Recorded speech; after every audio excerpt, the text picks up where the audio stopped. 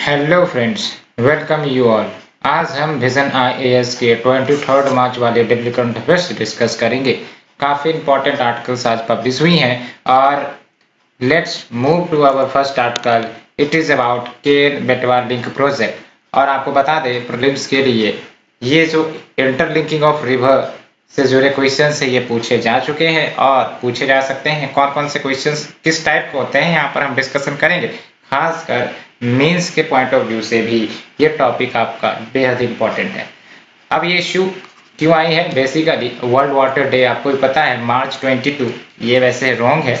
मार्च 22 को सेलिब्रेट की जाती है एवरी ईयर और एक दिन पहले ही जो हमारा वर्ल्ड वाटर डे था उसी दिन ये memorandum of understanding basically sign की गई है।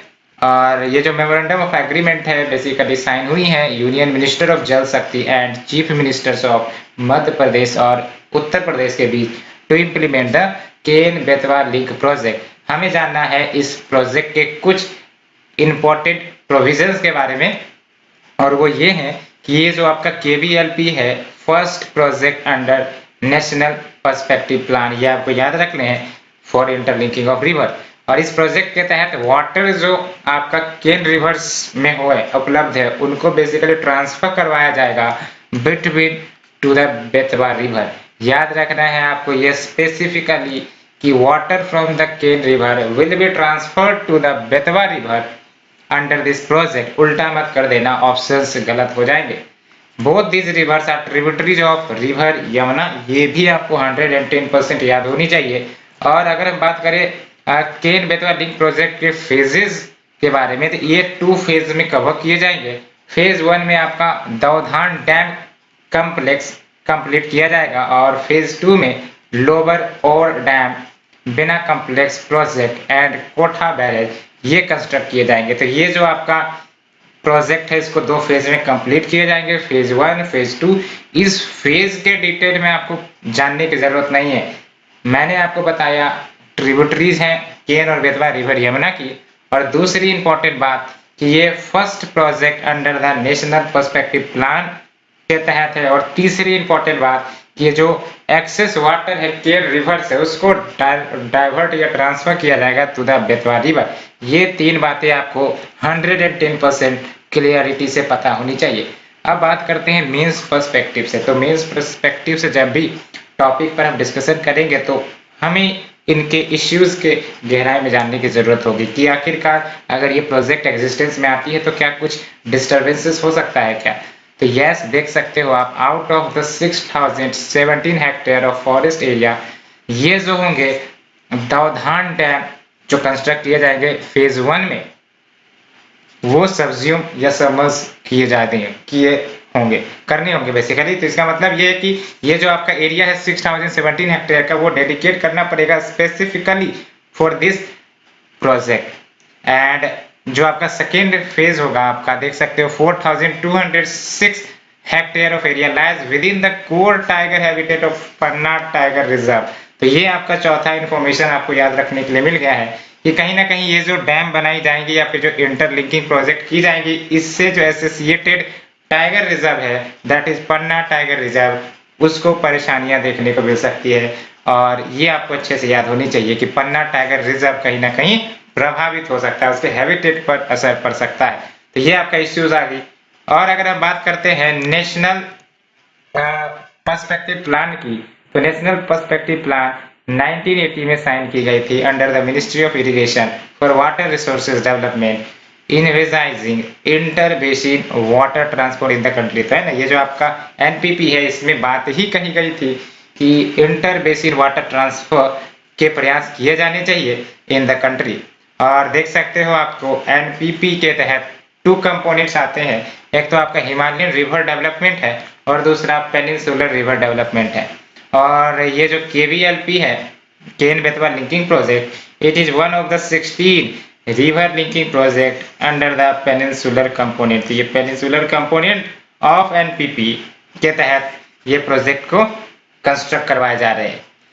और यहाँ कुछ इंपॉर्टेंट फैक्ट्स आप यहाँ देख सकते हो कि ये जो रिवर लिंक प्लान है ये बुंदेलखंड को बेनिफिट करेगा क्योंकि यहाँ पर जो सरप्लस वाटर है फ्रॉम केन टू बेतवा करवाए जाएंगे। और कौन कौन से स्टेट्स यहाँ पर इन्वॉल्व होंगे, तो यहाँ देख लो उत्तर प्रदेश एंड मध्य प्रदेश।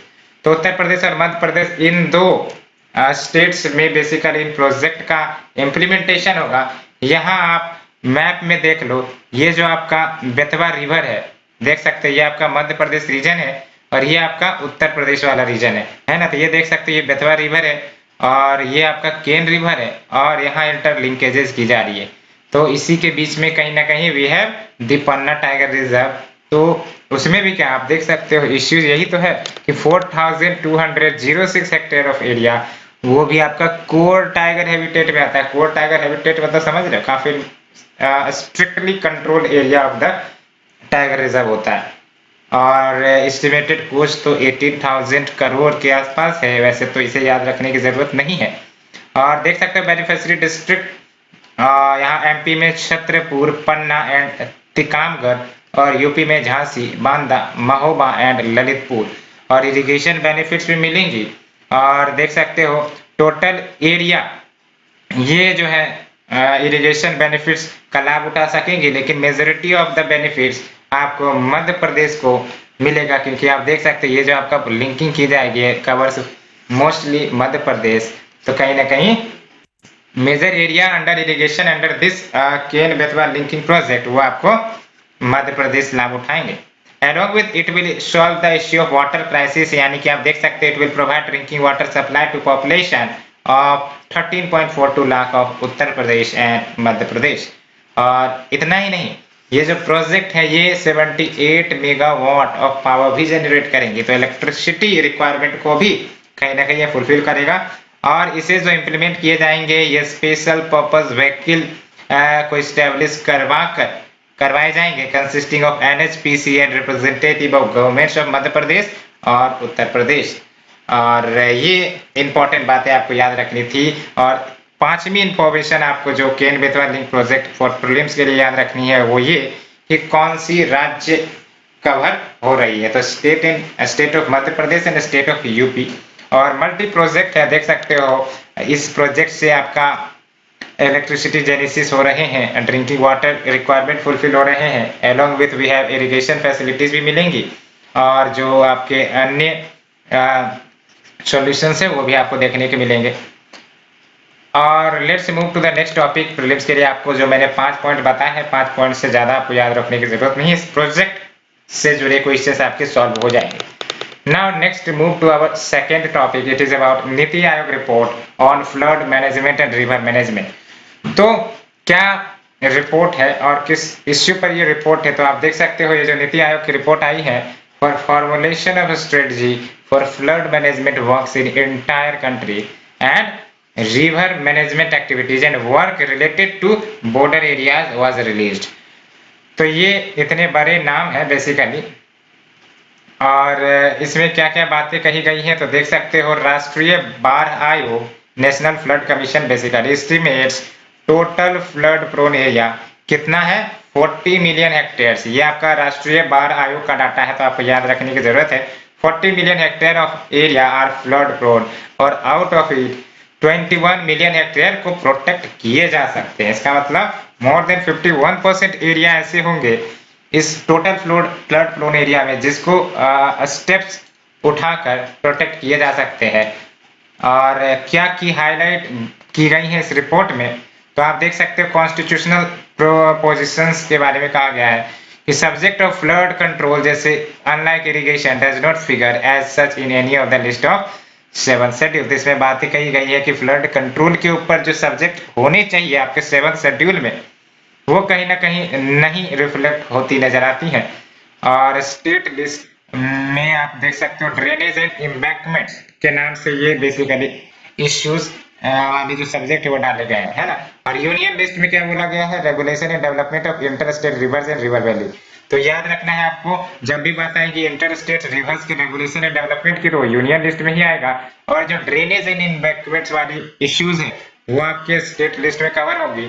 और जो फ्लड मैनेजमेंट सिस्टम है इस पर क्या बातें कही गई है, तो उसके लिए सेंट्रल गवर्नमेंट के जो सेंट्रल वाटर कमीशन है आपको ही पता है, along with Ganga flood control commission along with national disaster management authority, ये सब जो है सेंट्रल गवर्नमेंट की एजेंसीज हैं जो कहीं ना कहीं वर्क करती हैं for the control of flooding. और स्टेट गवर्नमेंट की भी अपने डेडिकेटेड एजेंसीज है, जैसे water resource department, state technical advisory committee, public water department, तो ये सब कुछ है।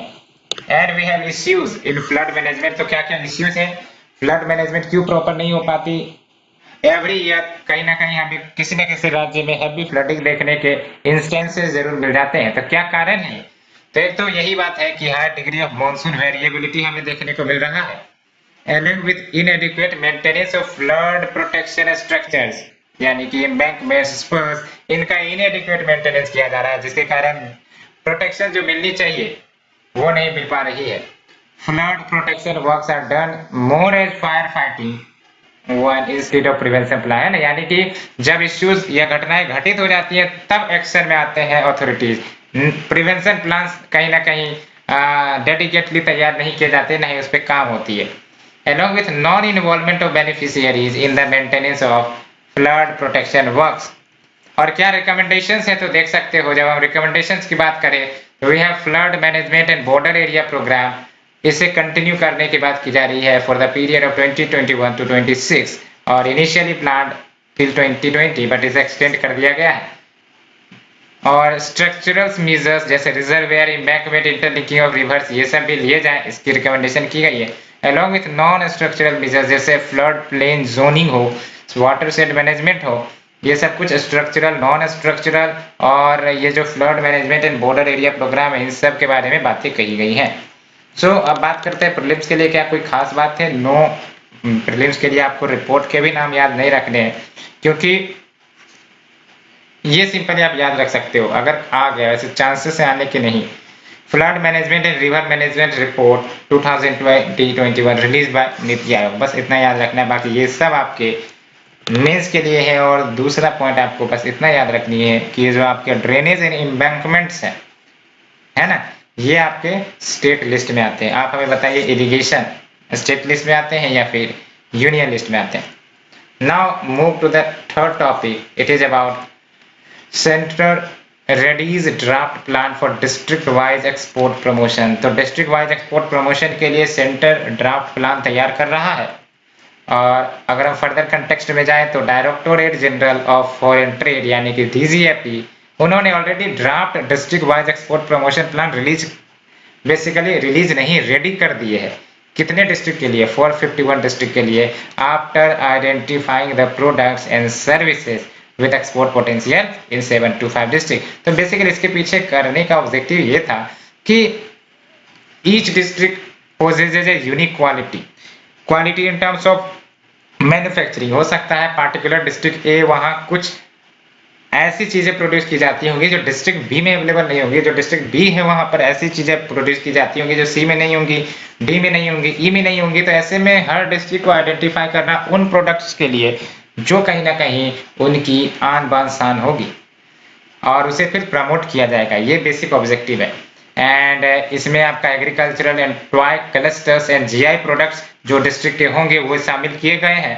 And we will be having district export promotion committees, उसे भी नोटिफाई की गई है in the districts of all the states except West Bengal.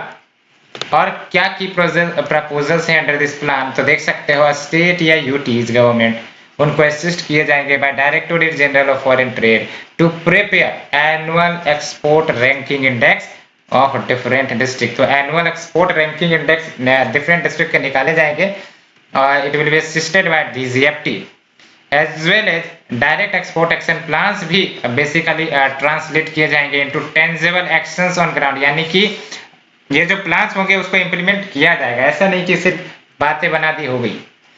Now the benefits of district specific program approach क्या होंगी, तो देख सकते हो MSMEs, farmers and small industries will be getting benefit of export opportunities in the overseas market. Along with other benefit देख सकते हो attract investment in the district, तो investment को promotion मिलेगा to boost manufacturing and exports. Various investors जो है district में invest कर सकते हैं उन products के लिए, तो definitely provide ecosystem for innovation या technology at the district level. And transaction cost भी कहीं ना कहीं एक्सपोर्टर के लिए कम हो सकेंगे at various export of cycle, और एम्प्लॉयमेंट तो जनरेट होगा ही होगा डिस्ट्रिक्ट लेवल पर। और यहाँ देख सकते हो अगले 3 से 5 सालों में टारगेट किया जा रहा है कि एक्सपोर्ट ग्रोथ डबल डिजिट का हो from 500 districts of the country. ये याद रखना है, इस पर तो क्वेश्चंस भी पूछे जा सकते हैं, है ना, कि अगर डबल डिजिट ग्रोथ करवानी है एक्सपोर्ट सेक्टर में तो क्या क्या कदम उठाए जा सकते हैं। तो यहाँ से आपका एक आंसर निकल जाता है, in the next 3 to 5 years government is taking steps that will provide export growth of double digits from 500 districts of the country। तो ये आपके पॉइंटर्स के रूप में इस्तेमाल हो सकते हैं। बात करते हैं प्रीलिम्स के लिए क्या याद रखने हैं आपको। तो प्रीलिम्स के लिए basically as such draft plan है, तो ड्राफ्ट प्लान से तो कोई क्वेश्चंस नहीं बनते जब तक वो प्लान रेडी ना हो जाए, नोटिफाई ना हो जाए। लेकिन हाँ, ये जो न्यूज थी वन डिस्ट्रिक्ट वन प्रोडक्ट वाली, ये कहीं ना कहीं प्रीवियस न्यूज में कवर की गई थी, तो कुछ सिर्फ ऊपर ऊपर से आपको पता होनी चाहिए, एज सच उतने ज्यादा डीप में तो क्वेश्चन नहीं बनते। नाउ वी हैव जल शक्ति अभियान कैच द रेन कैंपेन, जो लॉन्च हुई है वर्ल्ड वाटर डे के ऊपर। वर्ल्ड वाटर डे 22 मार्च उसी दिन लॉन्च हुई थी। मैंने आपको कल के ही लेक्चर में बताया था कि किस प्रकार से हमें स्कीम्स आइडेंटिफाई करनी पड़ती है सो दैट हमें पता चले कि यूपीएससी किस वे में क्वेश्चन पूछने की संभावना रखता है। तो जैसा कि मैंने आपको कल बोला था कि यस, जल जीवन मिशन जो लॉन्च की गई है वो इम्पोर्टेंट है, वो न्यूज में आई भी थी, देख लीजिए आप, आज आपके न्यूज में कवर कर ली गई है। तो जल शक्ति अभियान कैच द रेन कैंपेन जो लॉन्च हुई है वर्ल्ड वाटर डे के ऊपर, हम देखते हैं ये जो कैंपेन है along with the tagline catch the rain where it falls when it falls, ये कैंपेन के साथ लॉन्च की गई है। और बेसिकली इसका ऑब्जेक्टिव है कि जो स्टेट्स हैं, स्टेक होल्डर्स है, उनको तैयार किया जाए to create an appropriate rain water harvesting structures which is suitable to conditions and subsoil strata before monsoon। Simple शब्दों में कहा जाए कि आने वाले 2 महीने बाद आपका मानसून सीजन आने वाला है और कहीं ना कहीं काफी फ्रेश वाटर मानसून आपको प्रदान करती है। ऑलमोस्ट 70% ऑफ द रेनफॉल ये मानसून सीजन जो 4 महीने के होते हैं वो कवर कर लेती है। और ऐसे में मेजोरिटी ऑफ वाटर वेस्ट हो जाता है because we are not able to conserve them, and despite we are not able to conserve them it is necessary कि हमें अब कंजर्व करना पड़ेगा because India is facing deep water crisis. And यहाँ आप देख सकते हो रेन वाटर हार्वेस्टिंग की अगर हम बात करें तो ये टेक्निक है of collection and storage of rain water at surface in the subsurface aquifer before it lost as surface run off. Surface run off यानी कि तुरंत नदी के सहारे वो ओशियंस में चली गई, ये हो जाता है surface run of. And it will be undertaken all across the country, even चाहे आपका रूरल एरियाज हो, अर्बन एरियाज हो, सभी जगह। और ये इंप्लीमेंट की जा रही है from March two November 2021, pre monsoon and monsoon period, है ना, क्योंकि मार्च से शुरू हो गई है। प्री मानसून में हम तैयारी करेंगे, रेन वाटर हार्वेस्टिंग स्ट्रक्चर बनाएंगे, और फिर जब तक मानसून रहती है, जब तक मानसून रहने का क्या मतलब हुआ, एक तो आपका मानसून रिट्रीटिंग मानसून होता है, एक नॉर्मल मानसून होता है। तो रिट्रीटिंग मानसून आपको भी पता है नवंबर तक टिकती है, दैट्स वाई इस पीरियड को एक्सटेंड किया गया है। And this campaign aims to take water conservation at grass root level through people's participation. और ये देख सकते हो ये जो मनरेगा फंड्स है उसको भी स्पेंड किए जाएंगे रेन वाटर कंजर्वेशन के ऊपर, तो कहीं ना कहीं एम्प्लॉयमेंट जनरेशन भी होगा। Other components of the campaign अगर देखा जाए तो आप देखो यहाँ पर रेन सेंटर्स ईच डिस्ट्रिक्ट में तैयार किए जाएंगे as a technical guidance centre to all in the district. Along with जो भी वाटर बॉडीज है इन द डिस्ट्रिक्ट वो इनमरेट किए जाएंगे, इंक्रोचमेंट्स टू बी रिमूव। क्या बेनिफिट्स होंगी? Definitely it will help in improving the soil moisture, raising ground water table, prevent urban flooding, supplement water supply to meet the demand.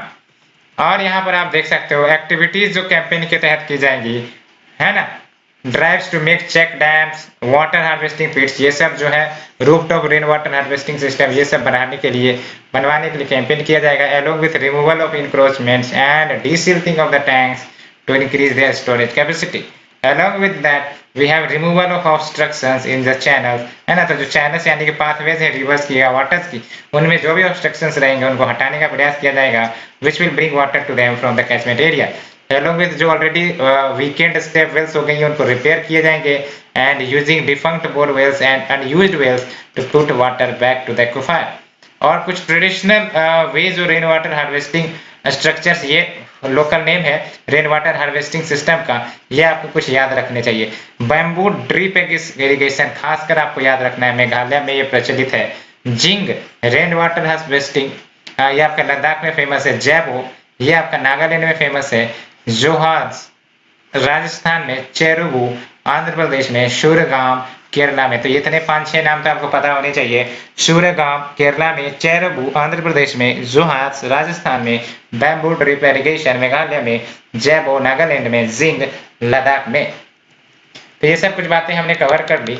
और basically yes, आपको ये पता होनी चाहिए जल शक्ति अभियान कैच द रेन कैंपेन के बारे में, क्योंकि ये प्रीलिम्स के लिए क्वेश्चंस पूछे जा सकते हैं, है ना। तो आपको ये याद रखनी है। वैसे तो आप आसानी से सॉल्व कर दोगे क्योंकि कुछ फैक्ट्स इसमें नहीं है।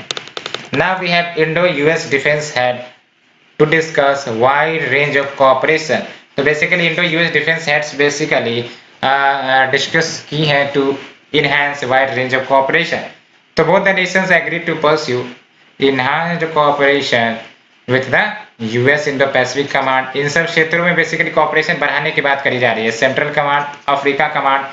और ये भी देख सकते हो जब से सिविल न्यूक्लियर एग्रीमेंट इंडिया और यूएस के बीच हुआ है 2005 में, तो India US defence cooperation advance कर रही है रैपिड पेस पर because of this agreement, and the US has relaxed restrictions on technology trade in India's favor considerably। तो ये इंडिया के पॉजिटिव पॉइंट्स है, आप यूज कर सकते हो। और India is designated as major defence partner, ये भी कहीं ना कहीं भारत के लिए प्लस पॉइंट है, जो अपनी डिफेंस की जो स्ट्रेंथन है उसे स्ट्रेंथन करता है बिटवीन इंडिया यूएस।